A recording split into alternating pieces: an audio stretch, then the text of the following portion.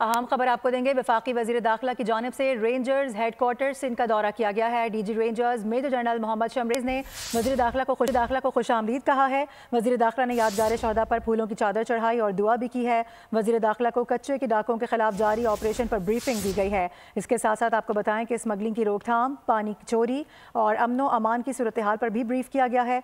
वज़ीर दाखिला ने जराइम के तदारुक के इक़दामात पर रेंजर्स के किरदार को सराहा है। अहम मुलाकात हुई है। वफाकी वज़ीर दाखिला इस वक्त कराची में मौजूद हैं। रेंजर्स हेडक्वार्टर सिंध का उनकी जानिब से दौरा किया गया है।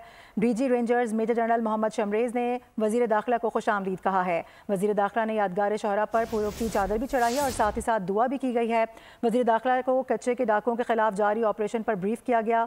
स्मगलिंग की रोकथाम, पानी की चोरी, अमनो अमान की सूरत हाल पर भी ब्रीफिंग दी गई है।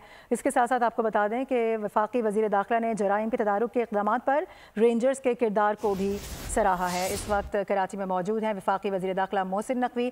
ऐसे में ये अहम मुलाकात भी हुई है और रेंजर्स हेडक्वार्टर सिंध का उनकी जानिब से दौरा किया गया।